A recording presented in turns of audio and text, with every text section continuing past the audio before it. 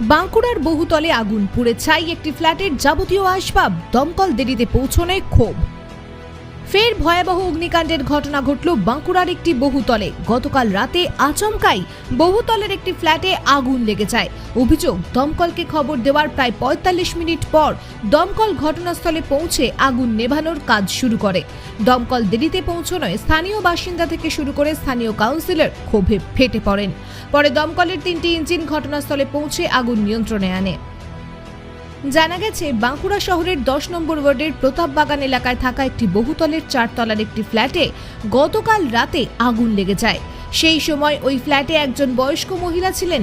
আগুন লেগেছে বুঝতে পেরে বহুতলের আবাসিকরাই আগুন নেভানোর কাজে হাত লাগান, কিন্তু ওই বহুতলে আগুন নেভানোর জন্য প্রয়োজনীয় সরঞ্জাম ও অগ্নি নির্বাপক ব্যবস্থা না থাকায় আগুন নিয়ন্ত্রণে আনা সম্ভব হয়নি। এরপরই খবর দেওয়া হয় দমকলে। দমকল কেন্দ্র থেকে ঘটনাস্থলের দূরত্ব ৩ কিলোমিটার হলেও দমকল ঘটনাস্থলে প্রায় ৪৫ মিনিট দেরিতে পৌঁছয় বলে অভিযোগ।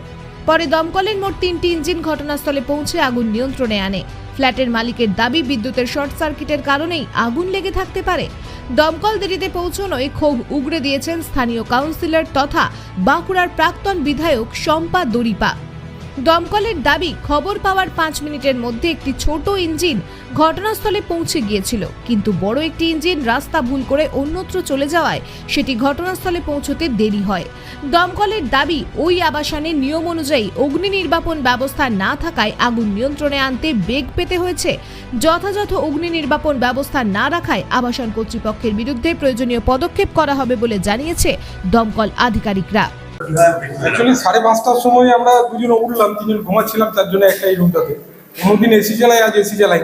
5:30টায় উঠে বাচ্চাটা টিউশন ছিল, আমি টিউশন দিতে গেলাম। খাওয়ার সময় খাবার নিয়ে এলাম, খাবার নিয়ে আমি আমার মিসেস আর বাচ্চাটা খেলাম।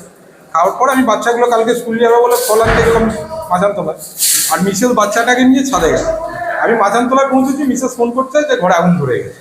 আস্তে করতে দেখলাম বাচ্চাকে এবং অন্যান্য দিকে পাশের বাড়িতে দিদার শুয়েছিল, দিদার সহ সবাইকে নামালো।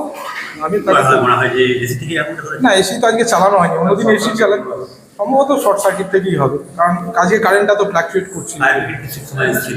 না, ফায়ার ব্রিগেড 1.5 ঘন্টার উপরে লেট করেছে, অনেকটাই জ্বলে গেল। ফায়ার ব্রিগেড যদি সঠিক টাইমে আসতো হয়তো অতটা ইয়ে হতো না। কিন্তু একটা রুমে যা কিছু ছিল, খাট থেকে শুরু করে সমস্ত কিছু পুড়ে গেছে। বাইরের সোফা পুড়ে গেছে, ফ্রিজটাও সম্ভবত পুড়ে গেছে, এসিটা তো পুড়েইছে। আর আলমারি টালমারি এখনো খুলতে পারছি না, ওই ঘরে আলমারিটা ছিল, জামা কাপড় ছিল, সেসব সমস্ত কিছু। যেটা অভিযোগ করছেন কাউন্সিলর যে এখানকার এক্সটিংগুইশার ছিল না, এবং সেই কারণে ফ্ল্যাটের এই ধরনের হ্যাঁ, এক্সটিংগুইশার তো ছিল না, সেটা এক্সটিংগুইশারও ছিল না। সমবায়দি করেছেন মারা যারা রয়েছে ফ্ল্যাটে? দেখুন, এই নিয়ে আলোচনা হয়েছিল, কিন্তু খুব বেশি এটা প্রসিড করে। আর সত্যি এক্সটিংগুইশার ছিল না। এক্সটিংগুইশার থাকলে হয়তো, কিন্তু প্রথম দিকে আমরা কয়েকটা এক্সটিংগুইশার জোগাড় করে এনেছিলাম, কিন্তু আগুনের এত টেম্পারেচার ছিল যে আমরা ওটা ইউজ করতে পারি। আমার নাম শান্তনু রায়। আমি ক্যাম্পেনিংয়ে ছিলাম, আমাদের ভোট চলছে তো। আমি তারপরে খবর পেয়ে আমি এলাম এখানে 8:30 তখন। আনুমানিক 7টা এরকম সময় ব্যাপারটা হয়েছে। হ্যাঁ, একদম টপে হয়েছে, 4 তলা। তো ট্রান্সফরমার 3 দিন আগে বাস্ট করেছিল, নতুন ট্রান্সফরমার দিয়েছে। আমি এসে যেটা শুনলাম সেটা হচ্ছে যে ওই হঠাৎ করে লো ভোল্টেজ হয়ে যায়। লো ভোল্টেজ হয়ে যাওয়ার পর তারপরে ওখানে একটা কোনো জানি না কি ব্যাপার, সেটা আমরা চিন্তা করছি, দেখছি আমরা কিভাবে হয়েছে।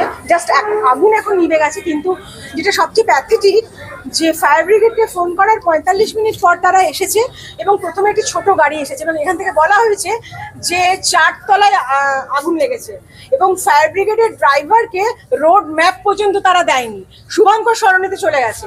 এখানকার মানুষ, এই বুড়ি ভদ্রমহিলা কোথায় ছিল এখানে, ওকে ওরা নামিয়েছে, এবং এখানকার যারা ফ্ল্যাটের লোক তারাই জল দিয়ে কিছুটা চেষ্টা করেছে। এখন সেটা বলতে পারবো না, হয় না শর্ট সার্কিট, না অনেক কনজামশন হয়ে যাচ্ছে, এরকমও হতে পারে। এরা বলছে যে এক একটা ঘরে 4টে-5টা করে এসি উইদাউট পারমিশন, ঠিক আছে। এবং সবচেয়ে বড় কথা, একটা ফ্ল্যাট বাড়ি, সেখানে ফায়ার এক্সটিংগুইশার নেই। পারমিশন পাই কি করে না? ফায়ার এক্সটিংগুইশার নেই। চট্টল বেকারি থেকে নীলু তার দোকানের 2টো ফায়ার এক্সটিংগুইশার নিয়ে এসে ওপরে দিয়েছে, আর ফায়ার ব্রিগেডে 45 মিনিট পর এসেছে। ফায়ার ব্রিগেড ঢুকতে নাকি অসুবিধা হচ্ছে এই কন্ট্রাক্টর? না না না, আমাদের কালীমেলা একটা পুরনো রাস্তা, এবং কালীমেলাতে আমাদের প্রতাপ বাগানে এই রাস্তাটায় প্রত্যেকটা রাস্তা 12 ফুট। প্রত্যেকটা বড় গাড়ি তো এখন ঢুকেছে, অসুবিধা কি হয়েছে? বড় বড় ফ্ল্যাট হচ্ছে সেক্ষেত্রে কি ফায়ার ব্রিগেডের কোনো পরিকাঠামোর অভাব রয়েছে?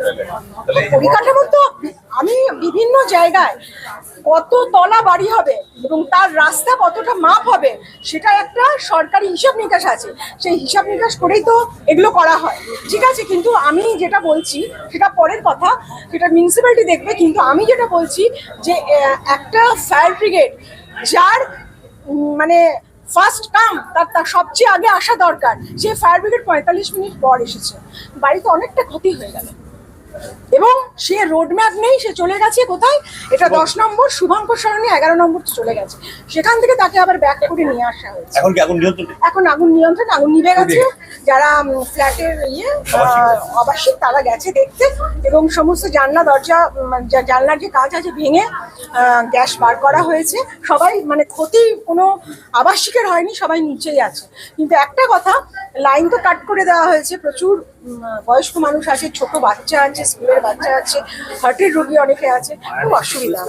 পাড়ায় এই পাড়ায় আমি অবাক হয়ে যাচ্ছি যে একটা আপনার ট্রান্সফরমারে কতটা লোড পড়বে, এটা ইলেকট্রিক সাপ্লাইয়েরও দেখা উচিত, কার ঘরে কটা এসি আছে এটাও দেখা উচিত এবং এটা সরকারিভাবে আরো মানে এটা দেখা উচিত। আমার মনে হয় ইলেকট্রিক সাপ্লাই এটা দেখা উচিত। আর আরেকটা কথা বলবো, ফায়ার ব্রিগেডকে রোড ম্যাপ এবং তাদের ফার্স্ট এড এটা কিন্তু ড্রাইভারকে একটু শিখিয়ে দেওয়া উচিত। একটা জায়গায় এত একটা কন্ডিশন, দেখুন আশেপাশে কিভাবে পপুলেশন, এখানে আরো বিপদ হয়ে যেতে পারতো। ফায়ার ব্রিগেড এসেছে 45 মিনিট পর। প্রতাপ বাগান, এটা হচ্ছে কালীমেলা স্কুলের সামনে যে অগ্নিকাণ্ডটা আজকে ঘটেছে, G+5 স্টোরে টপ ফ্লোরে লেগেছে, রেসিডেন্সিয়াল অ্যাপার্টমেন্ট বিল্ডিংয়ে। সম্ভবত দুটো ফ্ল্যাটে খুব অগ্নিকাণ্ড, অনেক বড় ভয়াবহ। সম্ভবত এটা এসি থেকে হয়তো শর্ট সার্কিট হয়ে এটা লেগেছে। আমাদের 3টা ইঞ্জিন এখানে অলরেডি কাজ করছে, এখন পর্যন্ত ফায়ার টোটালি কন্ট্রোলড। আমরা 3টা জেট ইউজ করেছি, 3টে ইঞ্জিন নিয়ে এসেছি। আবাসিকরা দাবি করছেন যে অনেক দেরি করে ফায়ার ব্রিগেড এসেছে। হ্যাঁ, আমাদের প্রথম ইঞ্জিনটা একদম ভেরি ফাস্ট এসছে, 5 মিনিটের মধ্যে এসছে, 4 থেকে 5 মিনিট, যেটা ছোট ইঞ্জিন। তারপরে ইঞ্জিনটা যেটা এসছে অ্যাকচুয়াল মানে মিসগাইড হয়েছিল, আমরা রাস্তায় কোনো লোক থাকে না, আমরা বুঝতে পারিনি অ্যাকচুয়ালি কোন জায়গাটায় কোন দিক দিয়ে ঢুকবো। এটা বড় ইঞ্জিন তো, সেই জন্য দেখলেন ওরা বাইরে মেন রোডে রেখে পরে কাজ করছি। তাছাড়া প্রথম ইঞ্জিনটাতে মোটামুটি কন্ট্রোল করে নিয়েছি, আরও লেগেছে। সেকেন্ড দুটো ইঞ্জিন নিয়ে এসছি। যে অ্যাপার্টমেন্টে আগুন লেগেছিল এরা কি ফায়ারের অনুমতি নিয়ে অ্যাপার্টমেন্টে আছে, কি দেখলেন? অ্যাকচুয়াল শুনুন, অনুমতি প্রায় সকলেরই আছে, কিন্তু practically fire fighting system inbuilt যেটা ফায়ার প্রোটেকশন সিস্টেম, সেটা রেসিডেন্সিয়াল ফ্ল্যাট বিল্ডিংয়ে যেটা হওয়ার কথা সেটা কিন্তু এখানে কিন্তু আমি দেখতে পাইনি। দেখা যাক আমাদের ফায়ার সেফটি নর্মস ওয়াইজ কালকে কি করি। থাকার কথা। হ্যাঁ, এক্সটিংগুইশার শুধুমাত্র নয়, এক্সটিংগুইশার এখানে কিচ্ছু হবে না। Inbuilt fire protection, hydrant system, fire hose reel, fire pump, তার ওয়াটার রিজার্ভার নিজস্ব before arrival of fire brigade, সেসব কিচ্ছু পাইনি কিন্তু আমরা দেখতে। এখানে অন্যান্য কিছু ফ্ল্যাটে আছে, না থাকা নয়, বাঁকুড়াতে অনেক ফ্ল্যাটে আছে, কিন্তু এখানে আমরা কিন্তু দেখতে পাইনি এখনো পর্যন্ত।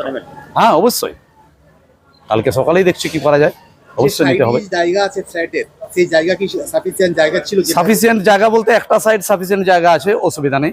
এতে আমাদের দেখলেন তো অলরেডি দুটো ইঞ্জিন অ্যাক্সেস হয়ে গেছে, বড় ইঞ্জিনটা বাইরে আছে, কিন্তু সাইডে আরও একটু হলে ভালো হতো। ঠিক আছে, যেটা হয়ে গেছে অবশ্যই হয়েছে, কিন্তু হ্যাঁ জলেও তো অবশ্যই অভাব দেখা দিয়েছে। আমাদের 3টে ইঞ্জিন কাজ করছে, ওনাদের নিজস্ব কোনো রিজার্ভার যেটা প্রতিটা ফ্ল্যাটে মিনিমাম 50,000 আন্ডারগ্রাউন্ড ওয়াটার রিজার্ভার থাকা দরকার, সেটা কিন্তু নেই।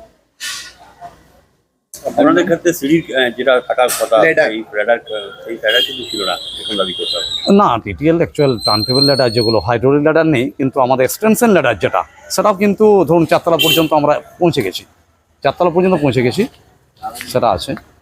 কি হয়েছে ক্ষতি বলতে household articles totally gutted in fire, এছাড়া এসি, অন্যান্য ইলেকট্রনিক্স গ্যাজেটস কিছু ক্ষয়ক্ষতি হয়েছে। অনুমান এসি থেকে শর্ট সার্কিট? হ্যাঁ, এটা cause of fire electric short circuit. Abhay Chowdhury, OC, Bankura fire.